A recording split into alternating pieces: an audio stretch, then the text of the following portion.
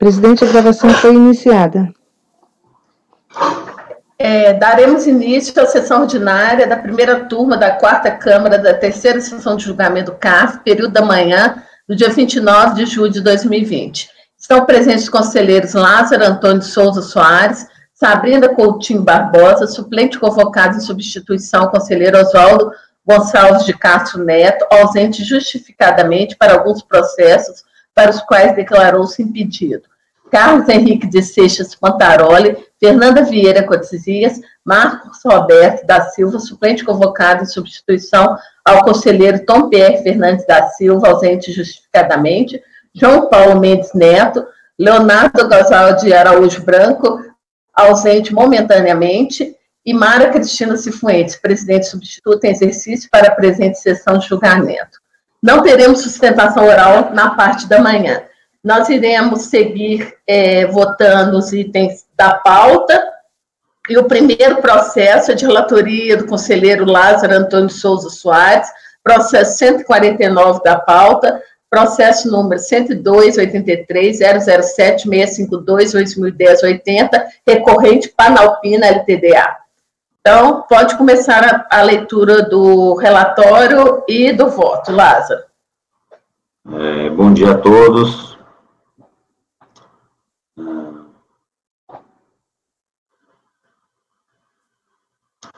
Bom, o relatório, para poder descrever os fatos, eu adoto parcialmente o relatório da DRJ Rio de Janeiro. É um processo muito parecido com o que nós já temos julgado aqui, sobre aquela multa de R$5.000, a ausência de prestação de, ou deixar, pelo sujeito passivo deixar de prestar informação, a multa do artigo 107, inciso 4, a linha E do decreto 37/66. A alegação é que as empresas responsáveis pela carga lançaram a destempo conhecimento eletrônico, pois, segundo a IN 800, o prazo mínimo para a prestação de informação acerca da conclusão da desconsolidação é de 48 horas antes da chegada da embarcação no porto de destino. Devidamente cientificada, a interessada traz como alegações nesse tipo de processo questões preliminares, como ocorrência de denúncia espontânea, ausência de tipicidade, legitimidade passiva, ausência de motivação. Também outros do mesmo tipo, os quais tenham julgado em bloco, esses que possuem a mesma natureza, são levantados pelos sujeitos passivos questões que destacam infringência aos princípios constitucionais, até em alguns casos ocorre a solicitação de relevação da penalidade. Antes mesmo do registro da ADI, né, já pulando por de parar, a argumentação que, de fato, as informações constam do sistema, mesmo inseridas, independente da motivação, após o momento estabelecido de diploma legal pautado pela autoridade aduaneira. Esse voto aqui, eu acabei de me lembrar aqui pela leitura, que bom que o Tom não estava aqui, não está hoje, de qualquer forma, porque foi da DRJ, da turma do Tom, que proferiu esse acordo. Foi relatoria da Andrea. Então, o relatório foi isso aí. A sétima... só tenho que fazer uma adaptação aqui. Não é DRJ Fortaleza, tá? DRJ Rio de Janeiro. Só uma dúvida, por favor, só um minuto.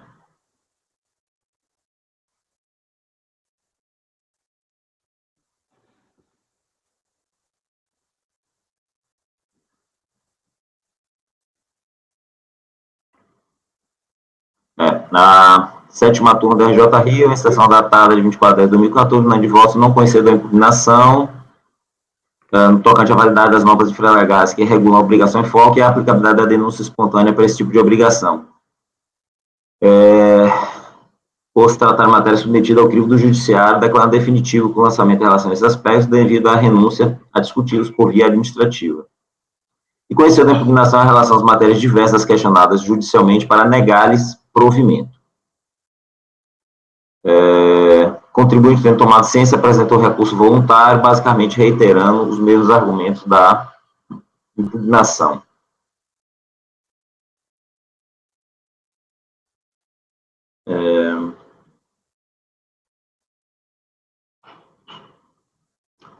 Só um segundo, por favor.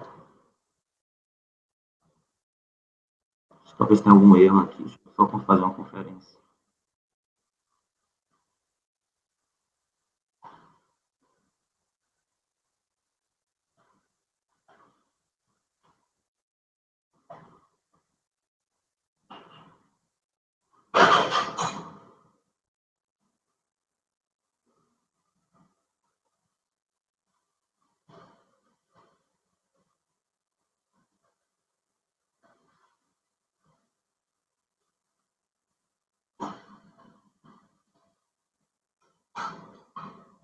Tá, olha só, eu pedi desculpa a vocês, eu queria solicitar que vocês abrissem, na verdade, não esse arquivo.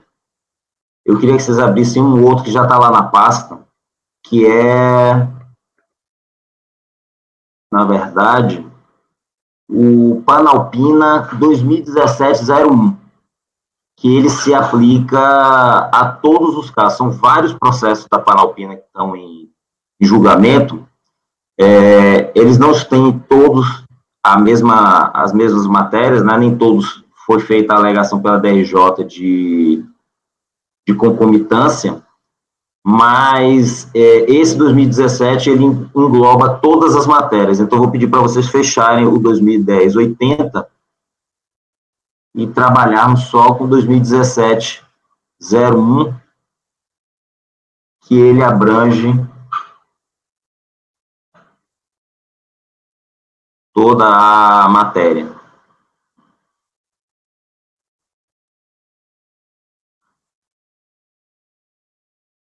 Ok? Todo mundo com o arquivo aberto?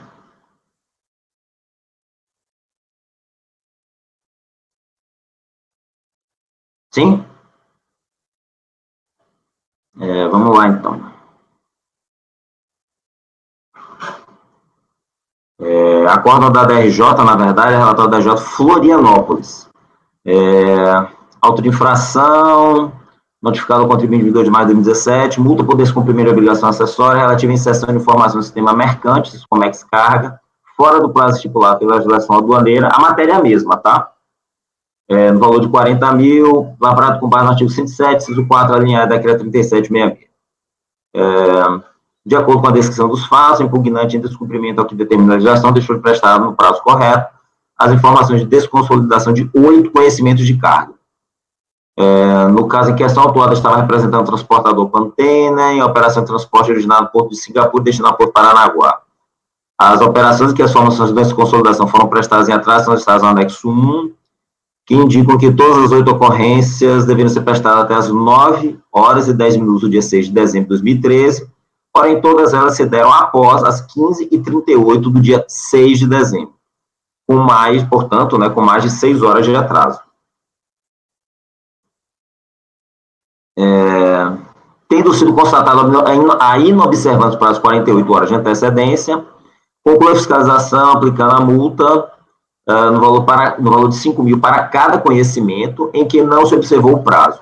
A contribuinte apresentou sua impugnação alegando que a impugnante foi beneficiada por decisão liminar obtida na 14ª Vara Cível de Federal de São Paulo, processo número tal, na qual é representada pela Associação Nacional das Empresas Transitárias, a CTC, e que determina que a União se abstenha de exigir das associadas da autora as penalidades em discussão, independentemente do depósito judicial, sempre que as empresas tenham prestado ou retificado as informações no exercício do direito de denúncia espontânea. Que o auto é indevido, pois descumpre a ordem judicial, que seria parte ilegítima para constar como autuada, já que não era armadora do navio e tampouco realizou o transporte em questão, tendo agido apenas como agente marítimo, que não foi autora da infração, que os eventuais atrasos não causaram qualquer embaraço ou fiscalização, nem tampouco prejuízo ao erário, que prestou todas as informações antes do início de qualquer ato fiscalizador por parte da autoridade, que foram aplicadas múltiplas penas para o mesmo fato gerador, e, ao final, requer seja determinada a suspensão da exigibilidade do auto, que não merece ser julgado improcedente a auto-infração. A primeira turma da DRJ Florianópolis, por unidade de votos, decidiu não conhecer da impugnação na matéria tratada simultaneamente nas esferas administrativa e judicial e, quanto às demais matérias impugnadas, pela improcedência da impugnação com manutenção integral do crédito lançado. Foi zerado o acordo com a seguinte ementa que eu faço a transcrição. O contribuinte, tendo tomado ciência desse acordo, apresentou recurso voluntário, basicamente reiterando os mesmos argumentos da impugnação. Tem sustentação oral? Então, vou para a leitura do voto. Preliminar de ausência de litispendência entre a ação coletiva movida pela ACTC e a impugnação individual apresentada no presente processo. A decisão de piso identificou a existência de concomitância entre parte do presente processo e a ação judicial coletiva nos seguintes termos. Faço a transcrição. Alega o recorrente que a ação judicial em que se obteve a decisão retromencionada é ação coletiva, que não resulta em renúncia ao direito individual do contribuinte, como já consagrado pela STJ. Assiste razão ao recorrente, pois a ação não foi por ele proposta, mas por associação da qual é afiliado na condição de substituto processual e não de representante processual, conforme dispõe a Lei 6.380, artigo 38, parágrafo único, que eu faço a transcrição. E a súmula CARF, número 1, ela vai no mesmo sentido, pois a súmula CARF, eu faço o destaque aí que fala que é a proposição pelo sujeito passivo de ação judicial. Fred Dias traga algumas citações doutrinárias sobre a matéria, tá? Do professor Fred Didier, em seu curso de Direito Processual Civil, faço a transcrição sobre a matéria, sobre a questão de colegitimados e litisconsórcio. Em seguida, apresento outro entendimento doutrinário de Humberto Teodoro, também na mesma linha de Fred Didier. E prossigo. Como se observa, a doutrina entende que a propositura da ação coletiva não impede o manejo de ações individuais com o mesmo objeto visado pela demanda coletiva, sem que ocorra o Instituto da Litispendência, previsto no artigo 337, parágrafo 1º a 3º. Faço a transcrição. Do Código de Processo Civil, é possível verificar que as regras aplicadas à litispendência também se aplicam à questão da concomitância, uma vez que define o que se deve entender por ações idênticas ou ações com o mesmo objeto. A legislação civil trata da questão, estabelecendo que o mandado de segurança coletivo, assim como as ações ordinárias coletivas, não induzem a litispendência, permitindo o ajuizamento de ações individuais e, por via de consequência, permitindo a discussão administrativa. É o que estabelece a Lei 12.016, de 2009, que disciplina o mandado de segurança individual e coletivo, e a Lei 8.078/90, Código de Defesa do Consumidor, combinado com o artigo 139.10 da Lei 13.105, o Código de Processo Civil. Faço a transcrição dos dispositivos. Nesse sentido, eu apresento as seguintes decisões deste Conselho como precedentes. Faço a transcrição. E assim, pelo exposto, voto por dar provimento ao pedido para declarar a nulidade da decisão ocorre neste particular. Prossigo? Vou voltar a esse ponto. Tem alguém que tem alguma observação a fazer? Então, vamos partir para a votação desse ponto. Fernanda? Acompanho o relator. Carlos? Acompanho. João? Eu acompanho, presidente. Marcos? Eu queria, desculpa, você falou se tinha algum comentário a fazer, e eu estava pensando ali em relação ao processo, porque lá na minha turma a gente tinha julgado alguns processos nesse sentido, mas aí, inclusive, o conselheiro Lázaro, ele trouxe outros argumentos, vamos dizer, diferentes do que a gente tinha adotado lá em relação a esses tipos de processos, porque a gente, em alguns casos, a gente até adotou realmente que pode haver concomitância ou não, conforme até o entendimento do STJ em relação não a ao litisconsórcio, mas sim se a decisão judicial lá da 14ª Vara Federal caberia aplicação para esse caso individual. Porque tem uma decisão, se não me falha a memória do STJ, eu tenho um julgado que eu fiz aqui, um voto nesse sentido, em que você pode aproveitar, vamos dizer assim, ou não, essa decisão. Quando? Porque se for favorável, porque essa decisão da 14ª Vara, ela já transitou em julgado e foi favorável ao contribuinte, por isso que existia essa dúvida se a gente iria aplicar ou não. Do seu processo. Oi? Do seu processo, do processo que vocês julgaram. Exatamente. No que a gente julgou lá na turma. Então, se foi fosse... essa mesma ação? É a mesma ação dessa CTC. A CTC. É a mesma ação. Quando ontem a gente chegou a conversar um pouco sobre casos de outros processos, né? Tem outra entidade coletiva, a Cetronave, você até menciona aí embaixo uma decisão. A Cetronave foi outro processo, foi o da Aliança Navegação. Não, eu sei, só quer dizer que a Cetronave, no caso, é outro processo judicial. Tem um precedente que eu juntei, sim. Isso, por isso que eu estou mencionando a respeito dessa Cetronave. Em relação à Cetronave, não foi analisado, mas o que tem sido, eu tenho constatado no CARF, que tem decisões em que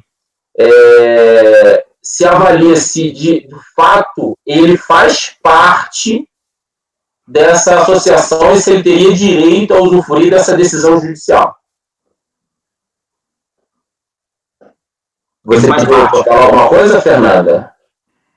Eu quero, porque eu tenho um outro processo que a gente vai julgar hoje, que é meu, também traz como argumento essa ação da CTC e a questão da filial. Agora, eu acho que uma coisa importante é que esse processo está num momento, o processo judicial está num momento em que o juiz intimou a associação a apresentar a lista das associadas que já eram associadas no tempo em que a tutela antecipada foi deferida, né, na verdade, quando a ação foi ajuizada, e a localização geográfica dessas associadas, tendo em vista que a ação foi proposta na Justiça Federal de São Paulo. Então, aí a gente tem duas questões aqui que vão limitar tanto a ação quanto a tutela antecipada, que é a questão geográfica, quem está fora de São Paulo não vai conseguir se beneficiar, a princípio, pelo que o juiz já declarou de antemão, e a questão de quais são as associadas que já eram associadas naquele tempo.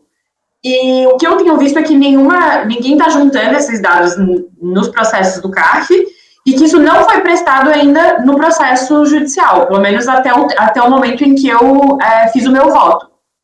Então, para mim, pelo menos no meu voto, eu não considero que dá para se utilizar dessa tutela, porque a gente nem sabe se as empresas que a gente está julgando aqui são partes e são afetadas ou não. O que eu fiz lá em alguns processos que eu fiquei em dúvida nesse caso? Eu baixei o processo em diligência para confirmar ao tempo da ação se de fato, primeiro, porque tem a limitação temporal e territorial. Isso tem uma decisão do STJ nesse sentido, em que eles decidem se esses processos de ações coletivas vão beneficiar determinadas empresas. Então, essa decisão do STJ foi no sentido exatamente para esses dois casos. Limitação temporal e limitação territorial. Temporal no sentido de que os processos que foram ajuizados dessa ação coletiva, como é o caso dessa da CTC, ao tempo da ajuizamento da ação, a pessoa jurídica, que no caso aí seria esqueci o nome da empresa que nós estamos julgando. Analpina. A Analpina, ela realmente participava, era da associação ou não. E segundo, se ela, como você mesmo mencionou, a jurisdição dela do Estado de São Paulo. Do Estado não, perdão, da capital. Uhum. Então, assim, eu baixei a diligência para avaliar isso, para ver se haveria concomitância ou não. Entendeu? Mas aí, por isso eu quis levantar essa discussão agora, porque isso é relevante, porque existe esse entendimento que foi colocado pelo Lázaro, que a gente não considerou no nosso caso. Então, é bom a gente levantar essa história para verificar se, de fato, por conta dessa correlação que faz entre a empresa e a ação judicial, em face da limitação temporal, em face da limitação territorial, se cabe ou não levantar a história da concomitância. Uhum. É só nesse sentido que eu quis levantar, por conta do que a gente já vem entendendo lá na primeira TR. Tá? Por isso eu quis levantar essa história, para até pedir a opinião dos colegas, porque vai implicar, inclusive, nesse processo, né? Ou, se for o caso, o posicionamento que foi colocado pelo conselheiro Lázaro. O Lázaro está trazendo esse posicionamento dele para todos os processos. E é um posicionamento que é novo, né, Lázaro? Você está inovando aqui, porque antes a gente estava olhando só a lista dos... Não, você já trouxe esse posicionamento na turma? Não, peraí. Ele não é novo, ele não é um posicionamento novo no CARF. Não, no CARF não. É um posicionamento novo na nossa, sim. Eu falo que não é novo no CARF porque eu já juntei precedentes nesse mesmo sentido. Exatamente. Na nossa turma. Na nossa turma, eu nunca trouxe, realmente. A gente não tinha chegado a esse nível de discussão na nossa turma, não. Que eu me lembro, a gente estava fazendo igual você está falando, Marcos. Fernanda, você quer fazer a tréplica? A réplica? Não, na verdade, só queria colocar, porque, assim, eu acho que nesse caso, pelo menos no meu processo, no que eu vi, eu não sei exatamente, a grande questão aqui é a questão da denúncia espontânea e algumas questões que ele coloca até no sentido da antecipação de tutela que tem nessa ação, né? Mas aqui me parece que nem seria o caso de aceitar como se fosse concomitância, porque a tutela antecipada é só para não exigir e não aplicar, só não cobrar essa multa. Então, me parece que a posição do Lázaro eu tô com o Lázaro. O Leonardo retornou à sala após resolver os problemas técnicos dele, então ele está pedindo a palavra, já fez uma leitura do processo. Rapidinho, antes do Leonardo, só um esclarecimento. Na verdade, eu fiz essa questão que o Marcos colocou, o processo não transitou em julgado, foi o que eu analisei, o que eu verifiquei. Porque se ele tivesse transitado em julgado, já não seria mais caso de concomitância, né? Tem mais que falar em concomitância, já seria aplicação de decisão judicial, já poderia aplicar diretamente. Mas, como não foi, eu fiz análise apenas da concomitância e, por ser mandado de segurança, ação coletiva, eu entendi que poderia cada associado fazer a ação individual. E observei isso, eu estou só verificando aqui o endereço, a Panalpina, se não me engano, é de Curitiba. Então, ela não estaria abrangida pela questão geográfica, né? O STF, na verdade, decidiu que a partir de uma determinada data teve uma mudança na lei, que a partir dali a decisão valeria apenas na jurisdição da autoridade coatora, né? Por favor, Leonardo, desculpa aí. Só um segundinho, na verdade, não é decisão judicial transitada de julgado, não, é verdade. Para concomitância, eu me confundi na hora que eu falei, realmente não é. É só para fins de concomitância mesmo daquela ação que estava acontecendo na 14ª. Desculpa. Leonardo? Eu ia perguntar para o Lázaro exatamente isso, se já tinha coisa julgada ou não, e se é ação coletiva ou mandato de segurança coletiva aqui. Porque aí só... Ação coletiva.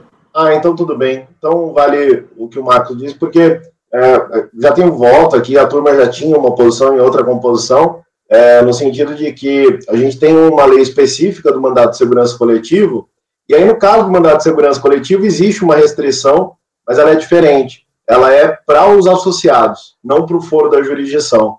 Mas como é ação coletiva, vale a lei da ação civil pública, então é o foro da jurisdição realmente.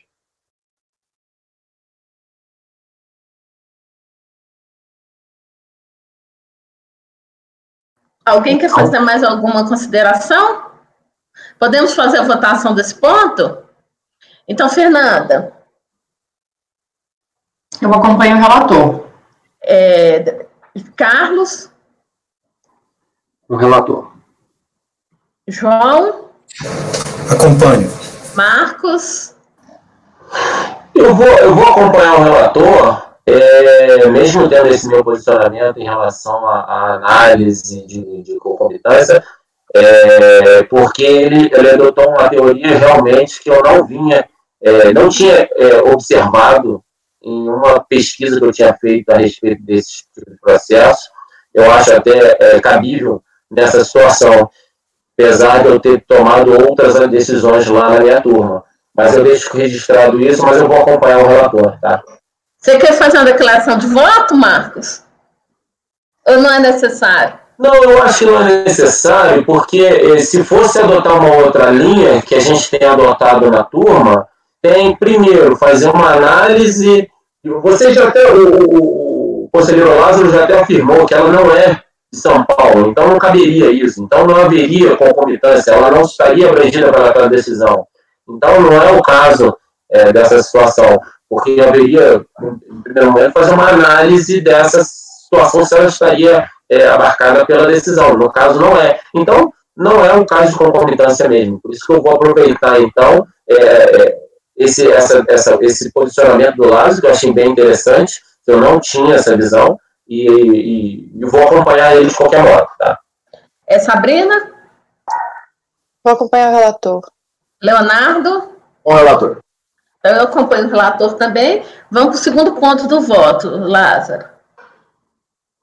Da possibilidade de julgamento imediato, teoria da causa madura. A decisão da DRJ tinha declarado a concomitância entre a ação judicial movida pela associação ACTC e o presente processo administrativo apenas na questão que era objeto comum a ambas as instâncias. No caso, a alegação de que o Instituto da Denúncia Espontânea poderia ser aplicado ao presente caso para afastar a multa aplicada pela fiscalização. Afastada a questão referente à concomitância, mostra-se nula essa parte da decisão da DRJ, o que a princípio ensejaria a devolução dos autos à instância qual para proferir nova decisão unicamente sobre esta matéria. Ocorre, entretanto, que em se tratando de matéria exclusivamente de direito, estando em condições de imediato julgamento, o colegiado deve decidir desde logo o mérito, sendo desnecessário retornar o processo à instância de piso, nos termos do artigo 1003, parágrafo 3º do CPC, combinado com o artigo 485.5 do mesmo diploma legal. Faça a transcrição. A matéria objeto de concomitância ou litispendência se refere unicamente, como já dito, à alegação de que o Instituto da Denúncia Espontânea poderia ser aplicado ao presente caso para afastar a multa aplicada pela fiscalização. Tal questão já está pacificada tanto na instância judicial quanto na administrativa, onde foi publicada a súmula CARF número 126. A denúncia espontânea não alcança penalidade infligida pelo descumprimento dos deveres instrumentais decorrentes da inobservância dos prazos fixados pela Receita Federal para a prestação de informações à administração aduaneira, mesmo após o advento da nova redação do artigo 102 do Decreto-Lei 37/66, dada pelo artigo 40 da Lei 12.350. E cito precedentes deste próprio Conselho, sua Câmara Superior, e, pelo exposto, voto por negar provimento ao pedido do recorrente de aplicação do Instituto de Denúncia Espontânea ao presente caso. Vamos votar a denúncia espontânea. Alguém quer fazer alguma observação? Fernanda?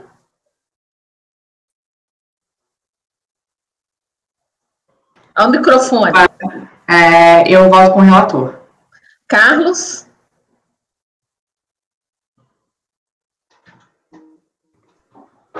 Vou terminar de dar uma lida aqui.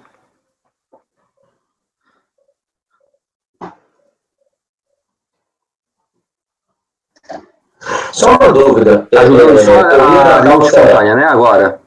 A denúncia causa madura ou denúncia espontânea? Acompanho. Tá. Marcos? Pode falar. Desculpa, é que o Carlos estava lendo, eu interrompi. Eu fiquei em dúvida, teoria da causa madura ou denúncia espontânea? Porque são dois pontos diferentes, né?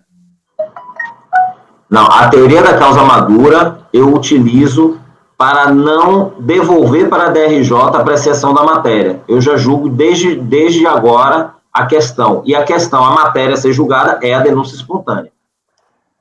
Então jogou as duas matérias juntas, vamos dizer assim.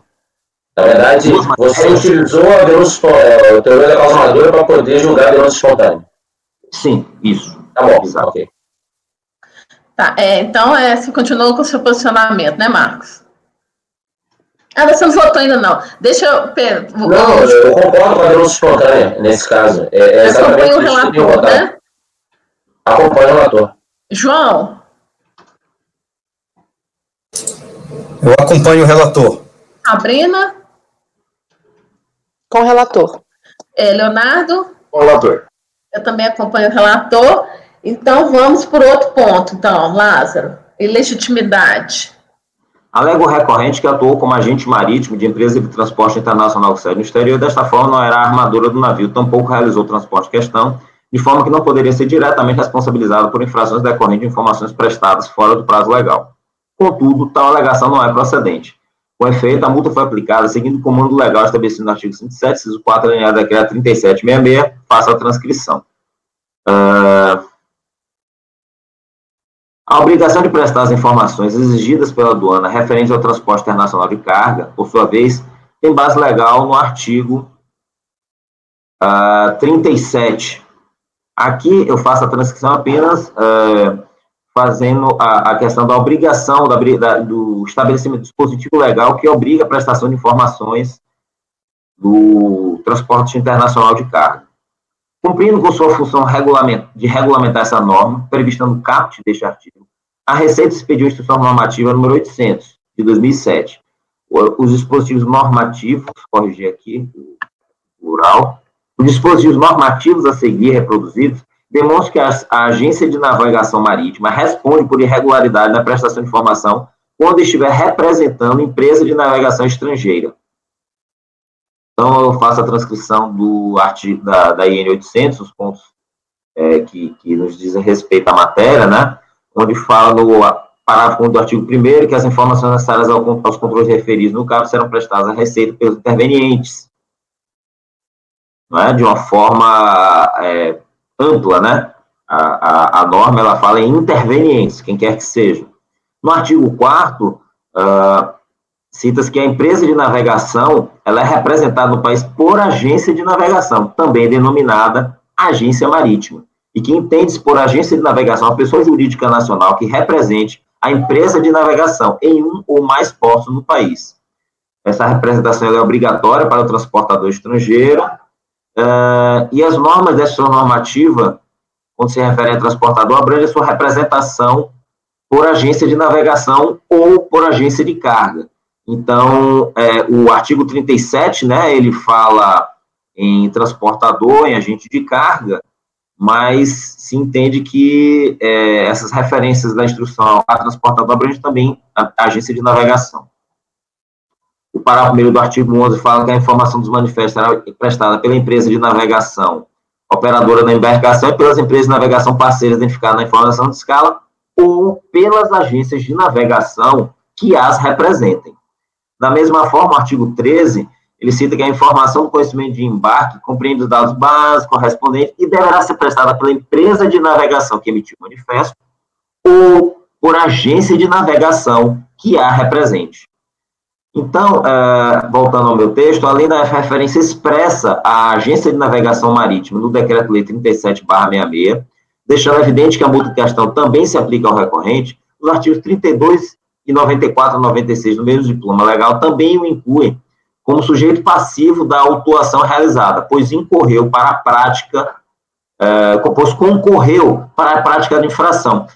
Nós ontem também discutimos, né, chegamos a conversar um pouco sobre esse tema, na linha até do que o conselheiro Carlos havia colocado, né, o entendimento dele. Então, eu falo aqui que essa referência à Agência de Navegação Marítima, ela também encontra base legal no Decreto-Lei 37/66, pois o artigo 95, ele cita, né, como eu digo aqui no texto, inclui como sujeito passivo da autuação quem concorreu para a prática de infração, como está na transcrição aí, né, respondem pela infração, conjunta ou isoladamente, quem quer que, de qualquer forma, concorra para a sua prática ou dela se beneficie. Voltando ao texto. Quanto ao entendimento veiculado na súmula 192 do extinto Tribunal Federal de Recursos, observe que há muito já se encontra superado, por conta de flagrante desacordo com a evolução da legislação de regência. O advento do Decreto-Lei 2472/88, que deu nova redação ao citado artigo 32 do Decreto-Lei 3766, posteriormente alterado pela medida provisória 2158/35, o representante do transportador estrangeiro do país foi expressamente designado responsável solidário pelo pagamento do imposto de exportação.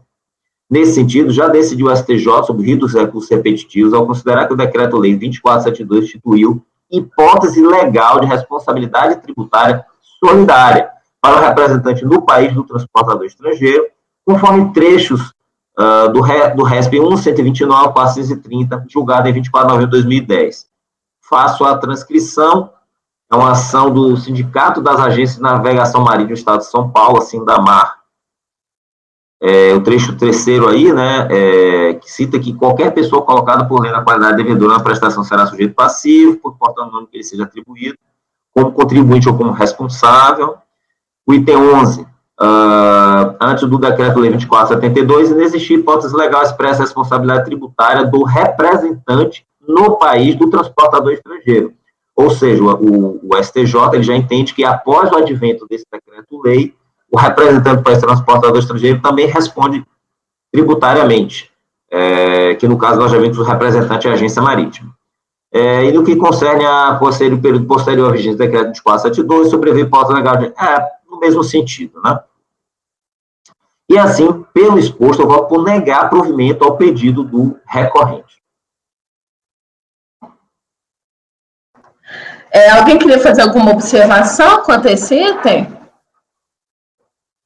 Não? Então, vamos passar para a votação. Fernanda? Com o relator. Fernanda. Carlos? Eu voto com o relator, e em termos de observação, só como essa discussão já foi feita em julgamento ontem,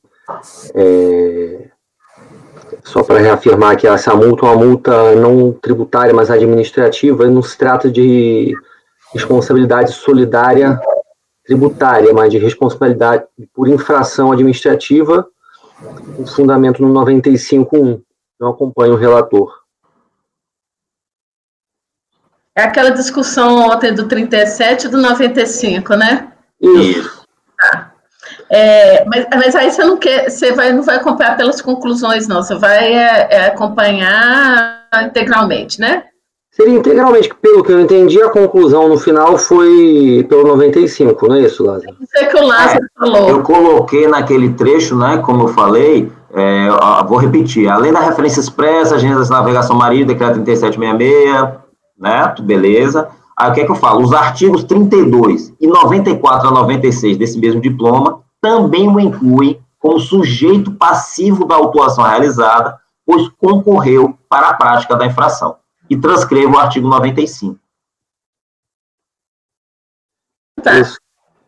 Então você acompanha, né, Carlos? João? Acompanho o relator e as observações do Carlos. Marcos? Acompanho, João.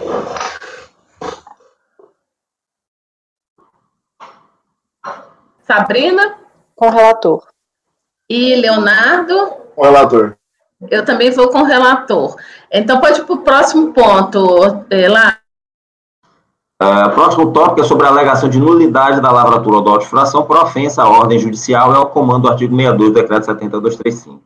Alega o recorrente que a auto-infração foi lavrada em desacordo com a lei, pois a provisão do artigo 62 do decreto 70.235 seria, em seu entendimento, clara ao expressamente proibir a instauração de procedimento fiscal como sujeito passivo favorecido por decisão judicial que determinar a suspensão da cobrança durante a vigência da medida judicial. A questão já foi suficientemente discutida pela primeira instância de julgamento. O assunto já é, há muito, pacífico, tanto em âmbito administrativo quanto judicial. Adoto como razões decididas os fundamentos apresentados pela decisão de piso, ressaltando que o recorrente apenas repetiu sua inconformidade exposta na impugnação, sem contestar de forma específica a decisão de piso, como determina o princípio da dialeticidade. No trecho aí que a DRJ colocou, né, fica claro que foi um caso de lançamento para prevenir decadência. E a DRJ cita que o embasamento legal para fazer esse lançamento é o artigo 63 da Lei 9.430 de 96, que prevê o lançamento de ofício destinado à prevenção da decadência para a constituição de crédito tributário cuja exigibilidade houver sido suspensa em face da existência de liminar em mandado de segurança ou de liminar ou tutela antecipada concedida em outras espécies de ação judicial, faz a transcrição desse citado dispositivo. Assim, pelo exposto, eu nego o provimento ao pedido do recorrente. Alguma observação desse ponto? Não? Então, vou votar Fernanda. Achei que ele foi bem complexo para chegar lá, mas concordo. Eu teria feito mais simples, mas é isso aí, de acordo.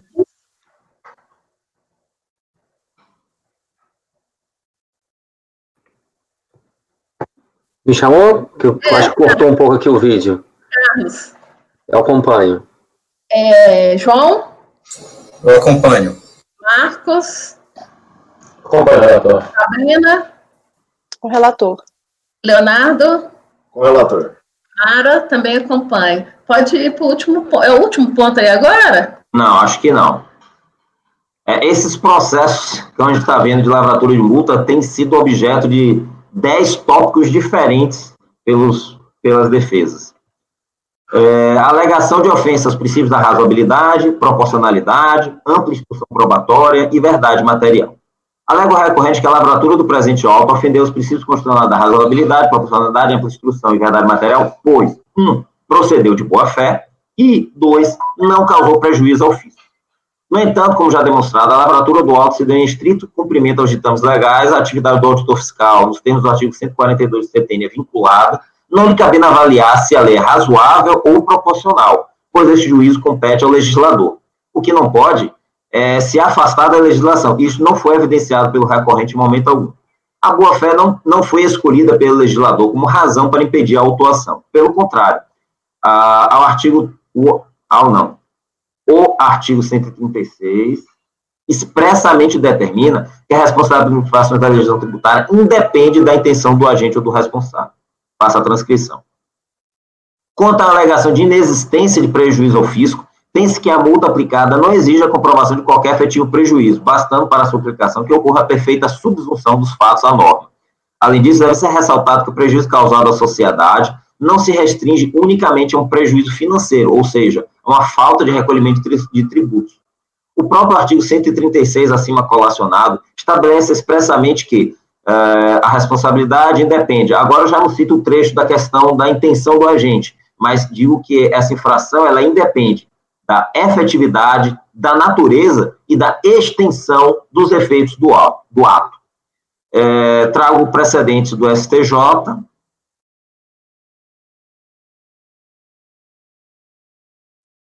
e assim nega o provimento.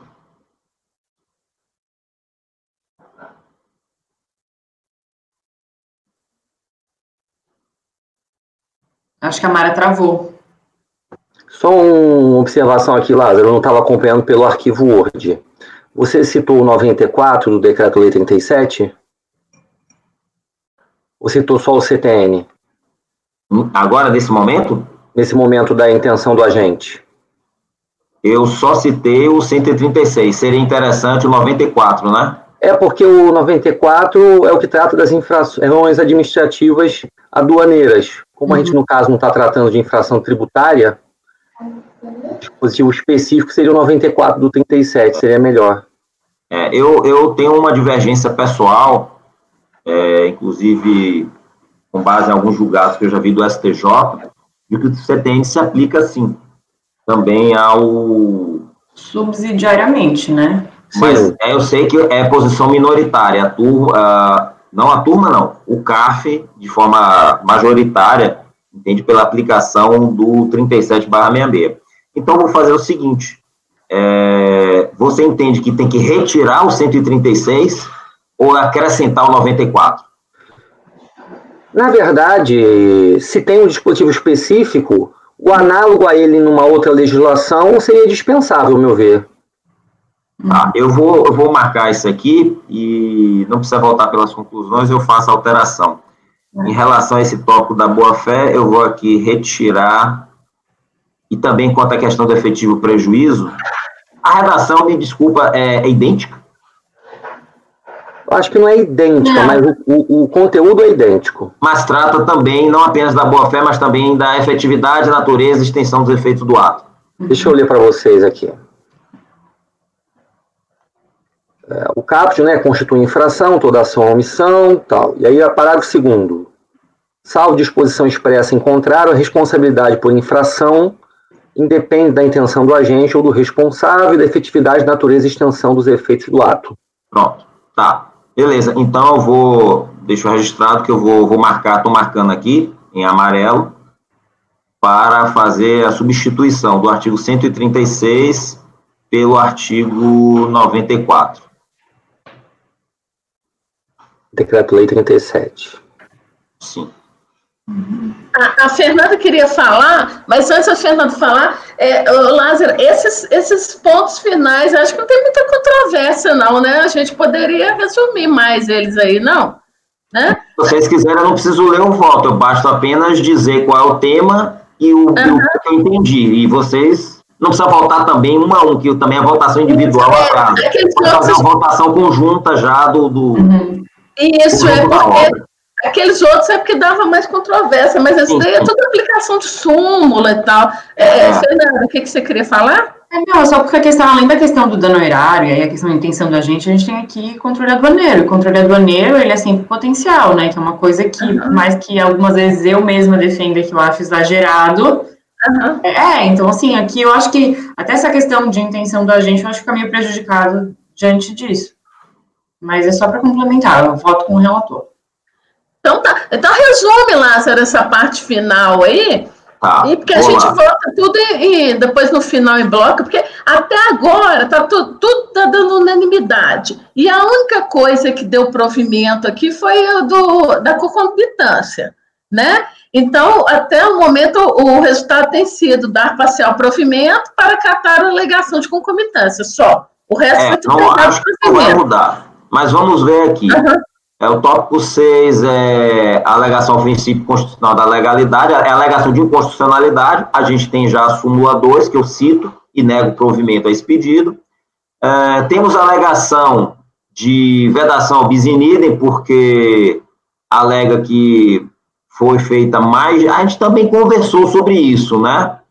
É aquela alegação de que foi aplicada mais de uma multa e que a multa deveria ser por navio ou por navio e por viagem. Isso.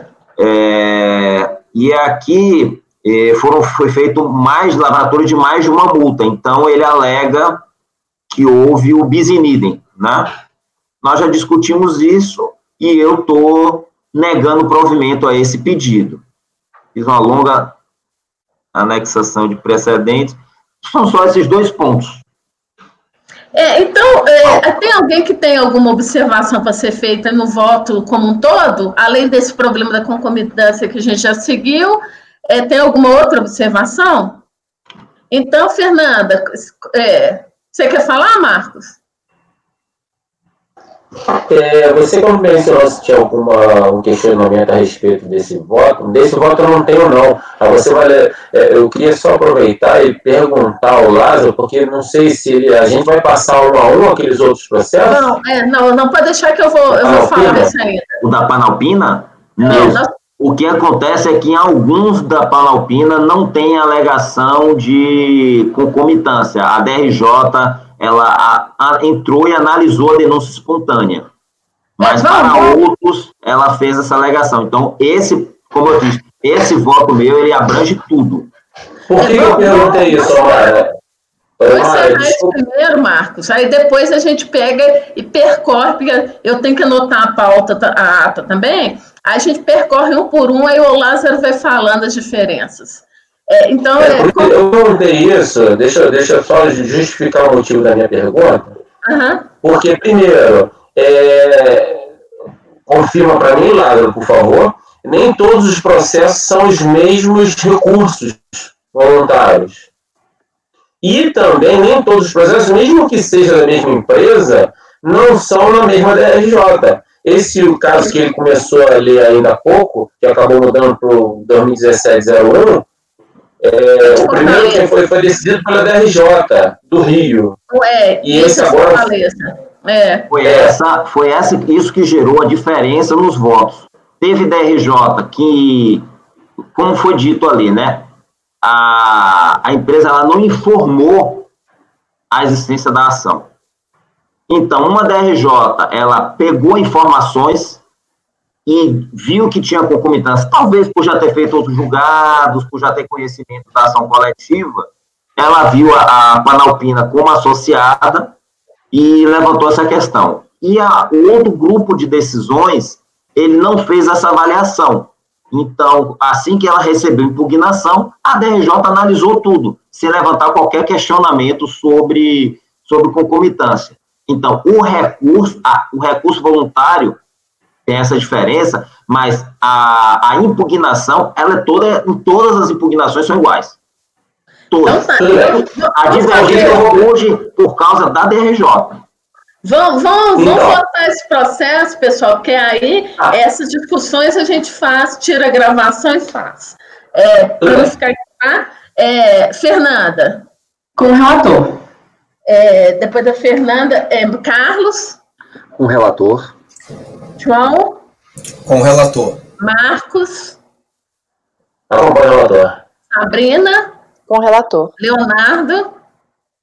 Mara também acompanha. Então, a gente votou o item 188 da pauta, o processo 10.907.720.782.2017.01, a recorrente Panalpina. O resultado vai ficar: acorda os membros colegiados, por unanimidade de votos, em dar parcial provimento ao recurso para acatar a alegação de não concomitância, né?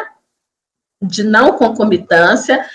A conselheira suplente Sabrina Coutinho Barbosa atuou em substituição ao conselheiro Oswaldo Gonçalves de Castro Neto, que declarou-se impedido.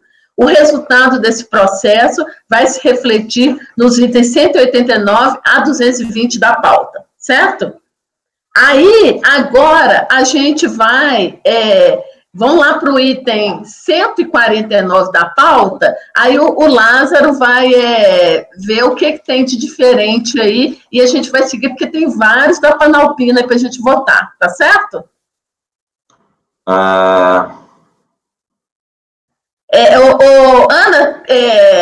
corta a gravação um pouquinho aí.